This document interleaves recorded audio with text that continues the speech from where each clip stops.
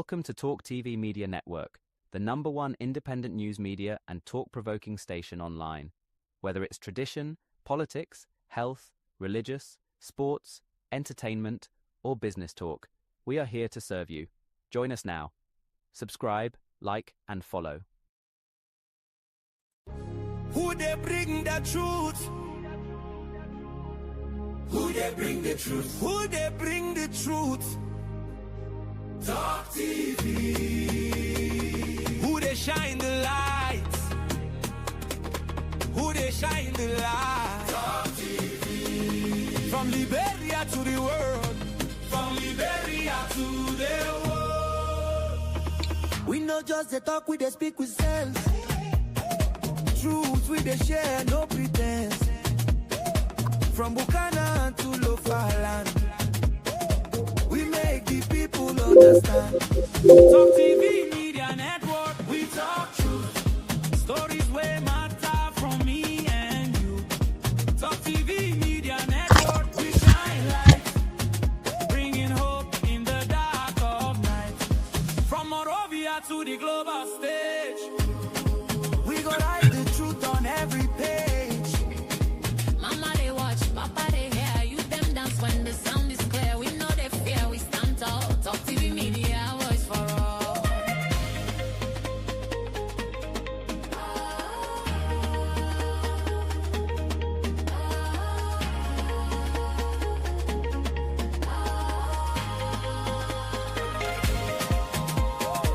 News, culture, youth, and vibe. One network, one voice. We stay alive. Whether you there abroad or home, Talk TV Media, you're not alone. Talk TV Media Network. We talk truth for every Liberian, old and youth. Talk TV Media Network. We shine bright. Truth and power, day and night. We dey Talk TV, yes we dey. We dey Talk TV every day. Aye, yeah, yeah. Talk TV. Truth no dey sleep. Talk TV. Now we on voice. TV Media Network.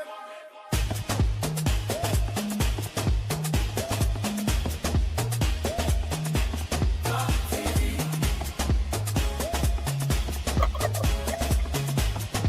Talk TV Media Network. We talk truth.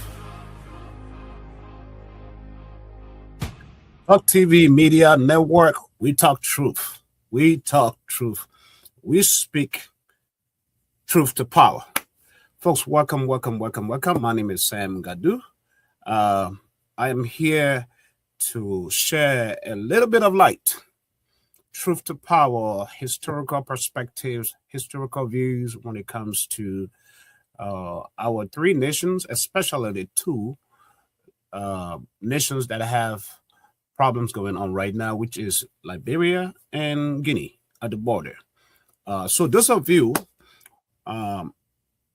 who are watching this video, please share it to different platforms and let's share the truth. Let's share the truth. So the biggest topic here tonight, or at this hour, wherever you are watching me from, has to do with who owns the Makona River and where exactly is the boundary line. Who owns the Makona River and where exactly is the boundary line? Okay, so I'm going to be doing a lot of pictorials, a lot of history, because this has to do with history. If nations must move forward, they have to know their history. If humans must move forward, we must know our history as well. So that has to do with Guinea and Liberia. But from the just bear with me, I got quite a bit of stuff to go through here. Those of you who are watching in these neighboring countries, you can share this, throw light.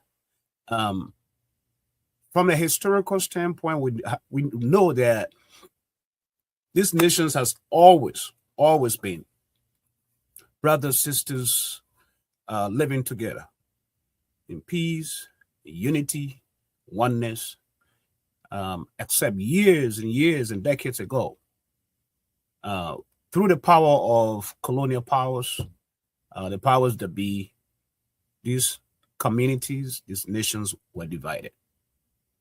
And this is where we found ourselves as a people. So one may ask, how many countries are part of the Mano River Union? We have 4 countries. And those countries are Guinea, Sierra Leone, Cote d'Ivoire, which is Ivory Coast, and Liberia. These 4 countries formed the Mano River Union.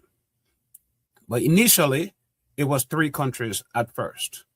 And that was Liberia, Sierra Leone, and Guinea. And at that time, it was under the precedence of William V.S. Tubman, Siaka Stevens, William V.S. Tubman of Liberia, Siaka Stevens of Sierra Leone, and Secretary of Guinea. Those were the founders of the Mano River Union. Years after that, Cote d'Ivoire joined the pact. So yeah, that's the brief history to that. But I want to go straight and direct to the borderline, to the issue that is raising a lot of tensions when it comes to what's happening in Liberia at the border between Salamba and Gegedu, Liberia and Guinea. Many of you do not know that there has been tensions over the past few weeks where Guinean troops, the Guinean government, is taking ownership of the river. They are saying that the river belongs to them. The Liberians are saying, no, the river belongs to them as well. And so this caused some sort of friction to the point where troops from the Guinean border have crossed over to the Liberian side of the border and having gone back since, which is creating a sovereignty issue, a national issue. And at the end of the day, people suffer. People suffer. We've seen this all across the globe, all across the world. So let's get into it. The biggest question here is, who owns the Makona River? Short answer. The very first short answer I want to give is, no single country owns the Makona River. The Makona River is a shared boundary river between Liberia and Guinea. Right? The Makona River, as you can see it, it is a shared boundary between Liberia and Guinea. And someone may say, why are you saying this, Mr. Sam? I'm saying this because of the research and the principles I have found out. Where exactly is the boundary line? Where is the boundary line?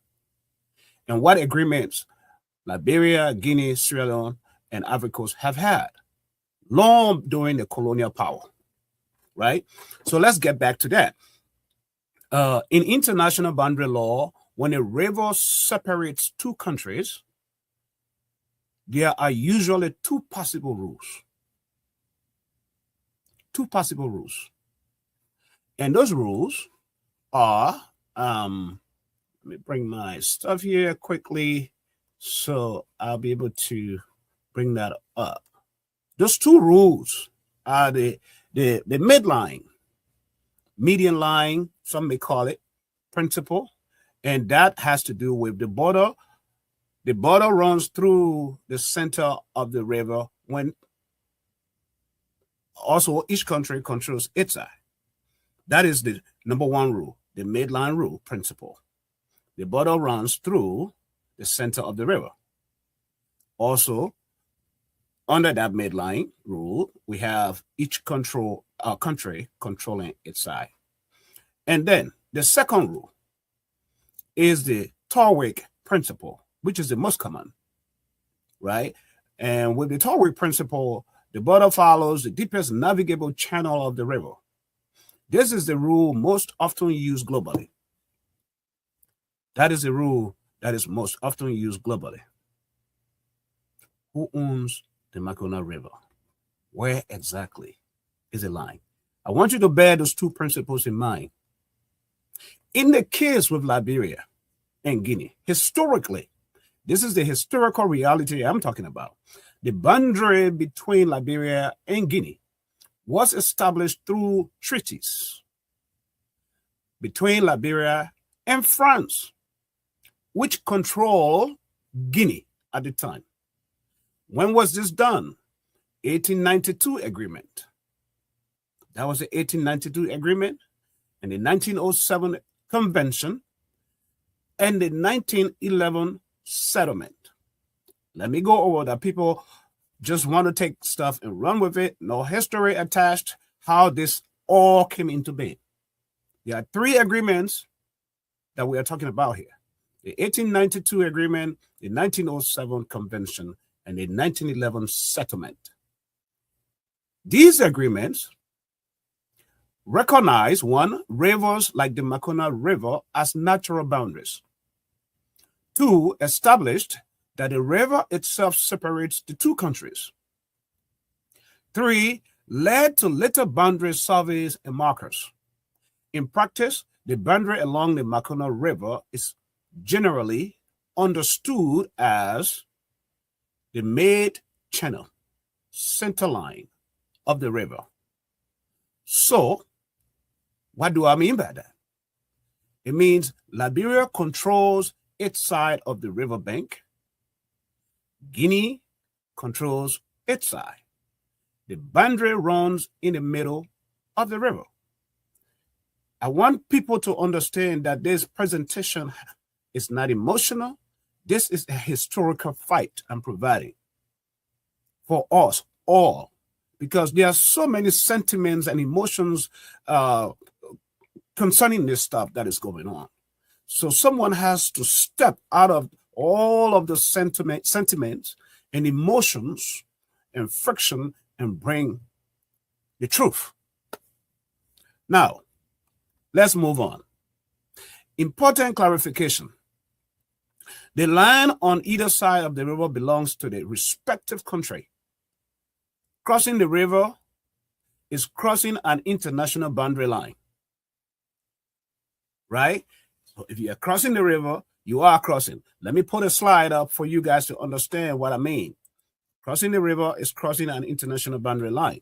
So you see another picture here between Liberia and Guinea with Guinean forces on the other side, Gegedu, Solomba on the other side. The river, the blue line, line you see, river is a section in the blue is the river, the Makona River, right? And what separates the Makona River from Guinea and Liberia is the yellow dotted line. The yellow dotted line that you are looking at. That is the separation because it goes into the middle, the midline, into the middle of the river. So each side has their side of the river and the other side has their side of the river. I want you to bear in mind that these are treaties that were finalized. These are treaties. So I'm going to leave that up there. And so if troops cross from one bank to the other, move beyond the main line onto the opposite side, that is considered a crossing into another country's territory. Sometimes confusions happen. And why do they happen? Sometimes this happens. It happens. Even with treaties, disputes can arise because, one, river movement. River movement. What do I mean? Rivers can shift over time due to erosion or flooding. Rivers shift over time due to erosion or flooding. Two, the lack of visible markers. Not all sections have clear boundary markers. Three, local usage. Farmers and villagers sometimes use land on both sides historically. So this happened, and all of us that have connections with boundaries, towns and stuff can attest to that. The farmers leave, migrate from border to border, doing farmland, and villages do that, right? So the fourth confusion is the interpretation differences. One side may claim slightly, different alignment. One side does that. But here is the key principle under international law. The key principle under international legal principle under international law. Existing colonial boundaries are recognized. They are called UPJs. Okay, let me get back here. This is what I'm talking about. Where are you? Okay, UPJs. Utia Possiditis Juris, whatever you may call it. It's a principle of customary international law stating that newly independent states inherit their pre-independence administrative boundaries, derived from Latin meaning as you possess under law. It prevents border conflicts and ensures stability after colonial withdrawal, secession, or dissolution. That is the UTI. I need you guys, UPJ. I need you guys to remember that UPJ. Very clear. So let's get back to where's my little stuff right here? Just bear with me. This is highly educational, and I do not want to make any mistakes. I want to present the facts as they are. Colonial agreements. So the legal principle has to do with existing colonial boundaries are recognized, which are called UPJs. This means modern countries inherit borders defined during colonial agreements. So Guinea inherited the French defined boundary, and Liberia retained its agreed boundary. Right? So the bottom line, the Makona River is not owned by one country. It is a shared international boundary. The boundary runs through roughly through the middle of the river. Any crossing beyond that line into land territory is considered a sovereignty issue. That's it. Sovereignty issue. So these three agreements that they had, right? These three agreements principle that I talked about earlier. I want to delve into those agreements because a lot of you do not know what those agreements said, which is the 1892 boundary agreement. One, the 1892 boundary agreement, the first formal line. So what was happening? France was expanding its control over French Guinea. Liberia, already an independent republic, was under pressure to define and defend its borders. What the agreement did, it established the first official boundary line between Guinea and French, between Liberia and French Guinea. The line was loosely defined, often using rivers, watersheds, general geographic descriptions. But the key reality, this agreement was not very precise. It left room for interpretation and future disputes. Now, the impact marked the beginning of formal border recognition, but did not fully settle the boundary. So then, after that 1892 agreement, 1907 Boundary Convention, which is the refinement and survey, that has to do with this. Yes, all of this that you are looking at, boundary and survey, all of this stuff, 1907, where survey was done, right? So let's go back to that. Why this was needed? the 1907 Boundary Convention. The 1892 agreement caused confusion. Disputes continue over villages, farmland, river alignment. Then something changed in 1907. A joint boundary commission was established. Survey teams went into the field to, one, map the border more accurately, and two, identify natural features. In 1907, the key outcomes that came from there: more technical definition of the boundary was done.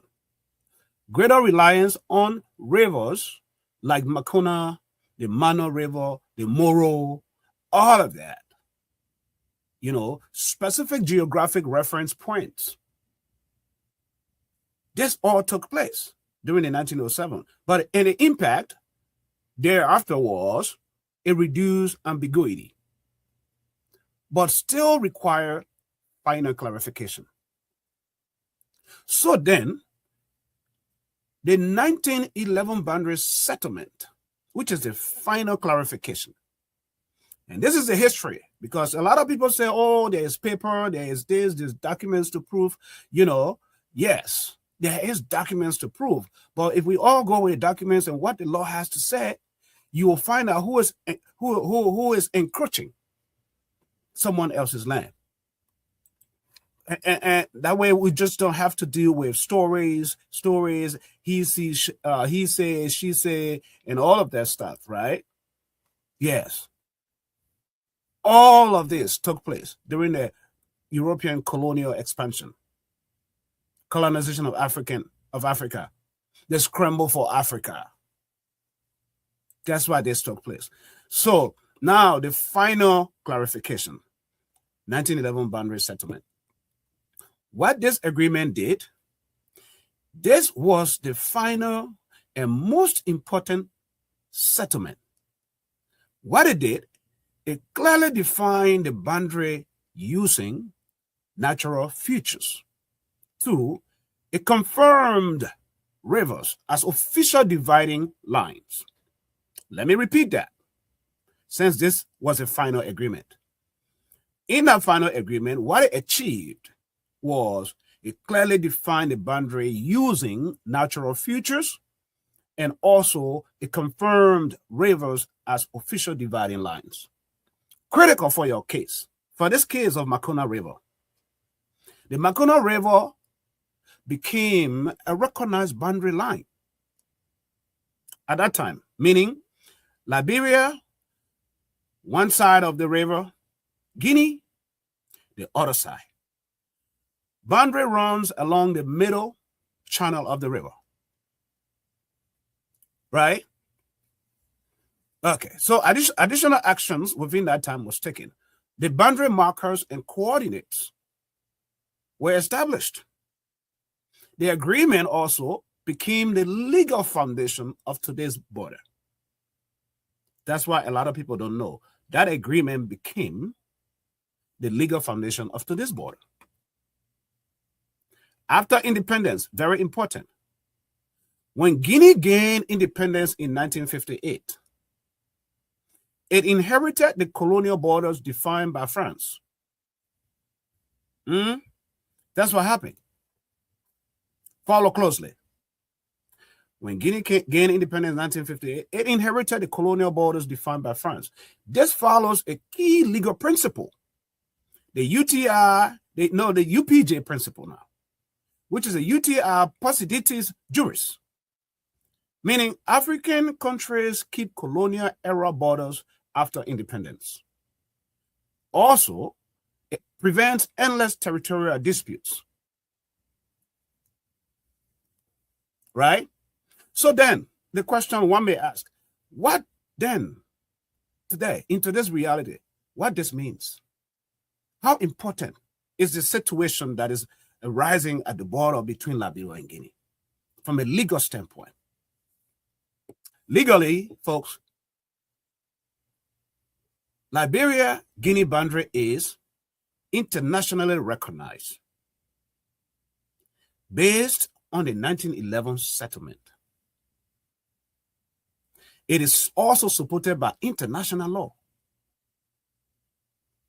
Geographically, the Makona River is the boundary. And the dividing line, what separates them, the dividing line is the middle of the river.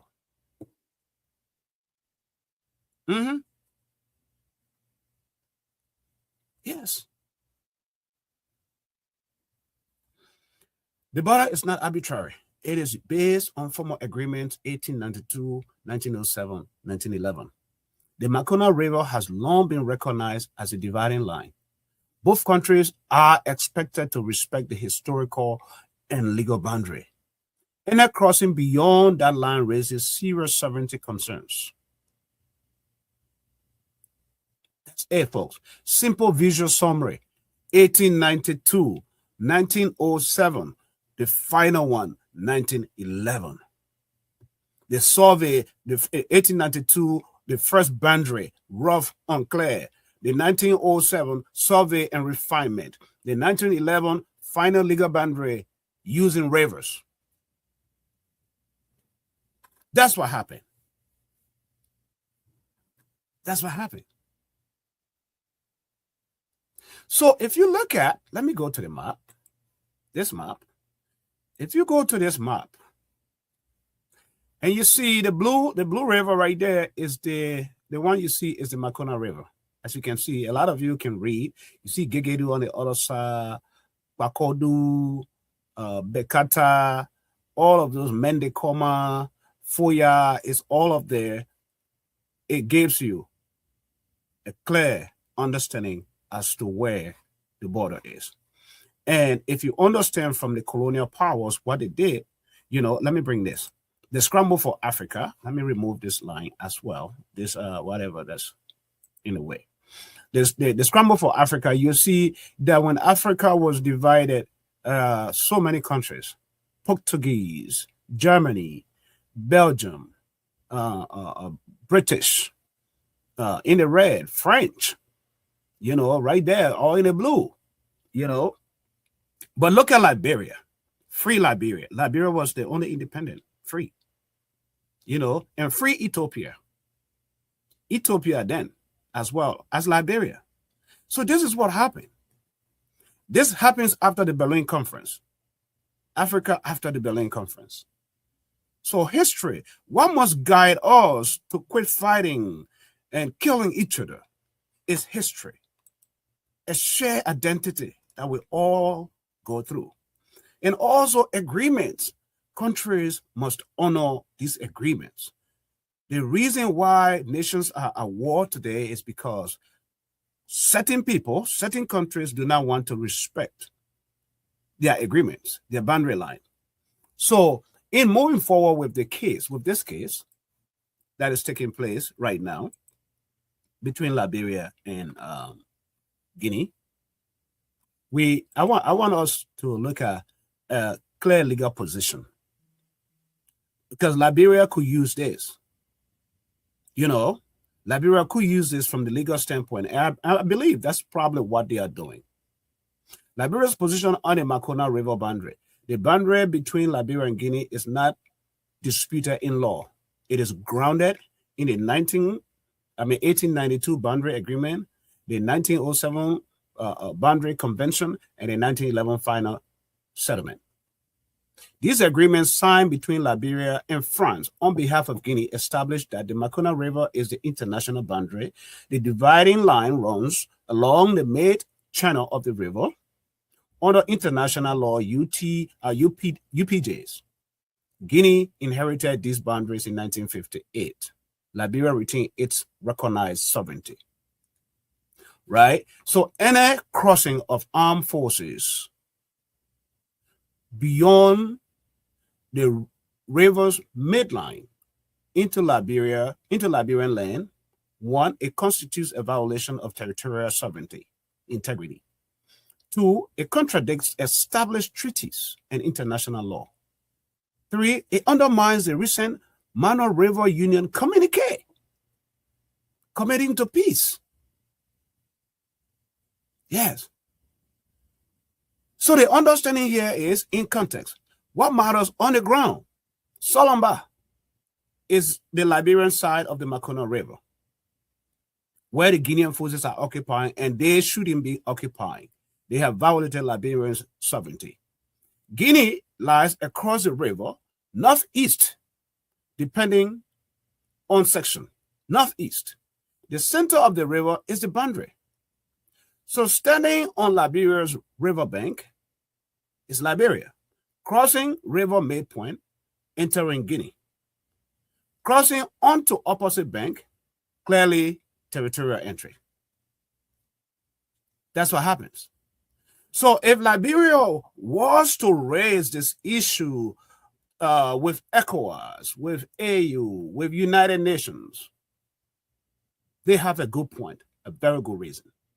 If Liberia was to raise this internationally, because the key points Liberia could raise there will be these violations, the violation of its sovereignty, armed presence beyond agreed boundary line, to the breach of the Mano River communique, and that breach, especially with the recent one too.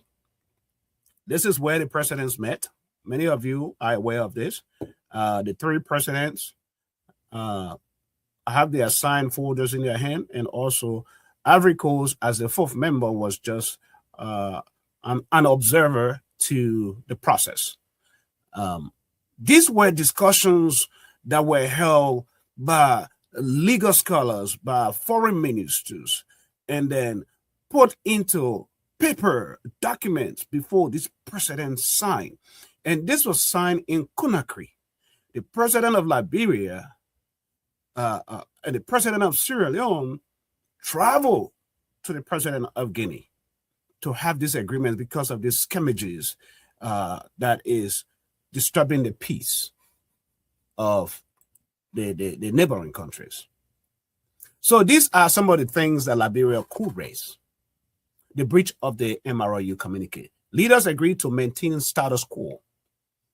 They resolved disputes peacefully. That was one of their agreement. And also number three, that Liberia could raise was there's risk to civilians. It causes the displacements of residents, and it's a threat to stability. And also the precedent concern. Allowing this sets a dangerous regional example. So these are the four major things that Liberia could raise: to ECOWAS, to AU, to United Nations, as a violation of its sovereignty. That's it, folks. A lot to take here.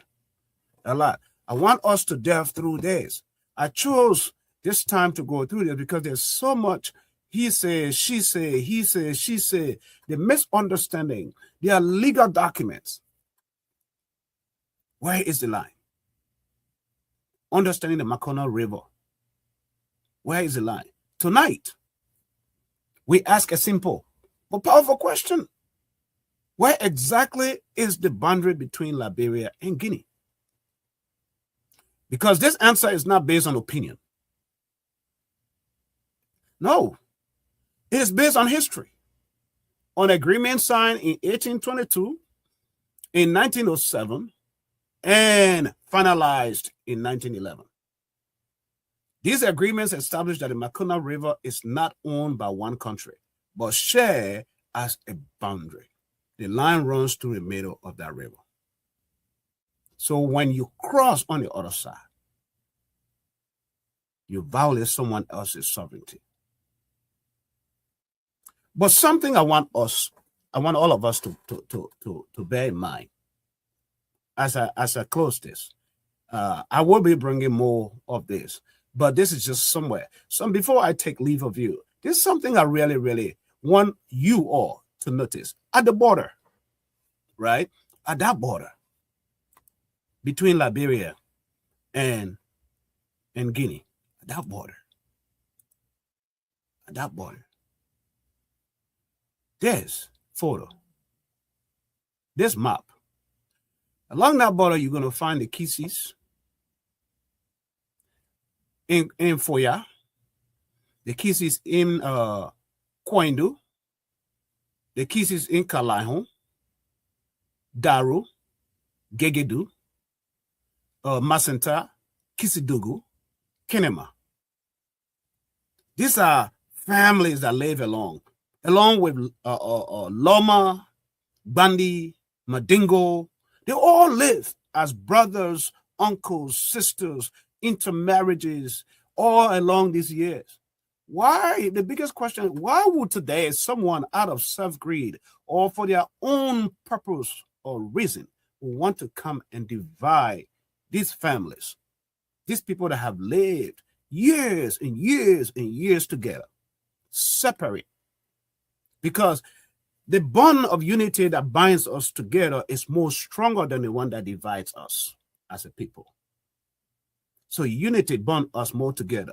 We do more together as a people, as nations, when we agree than when we disagree. So my plea is that in as much there's enough history to prove, people need to stop sowing division into this, bringing politics into this, and the reality sets in. Let's talk about the truth. Let's stop giving our people hard time. Let our neighbors, our neighboring countries, thrive. Let them do better. Let's follow the law. People, these are relatives, folks. Relatives. It's clear. It's clear. When you look at these maps, it's clear. The example is there. When you look at all of this, it's clear. So what is the intention now? Then how much more you agree in the room together as a team, yet you violate. So what is that? So are you someone that you cannot stand by your word? Let's stand together. Let's preach the message of peace. Let's understand that these are neighbors.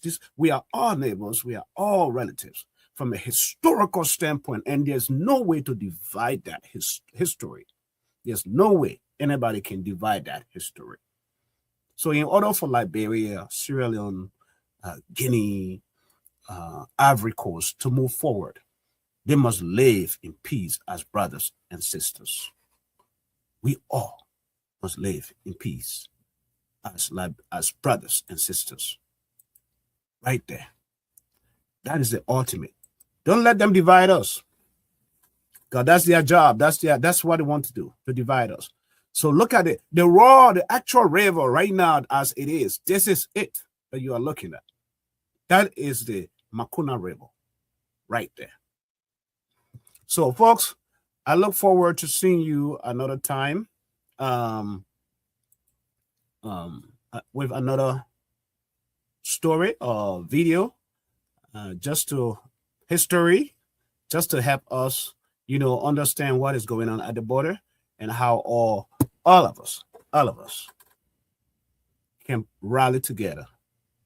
There's so much lies in the media, and so much stuff is going on, and people are taking the stuff out of context and don't know what they want to know. Media, journalists and stuff, but it is what it is. Share this on your platforms. Let someone learn where the boundary is. And so let's coexist. Let's live together as a nation. Thank you. Talk TV.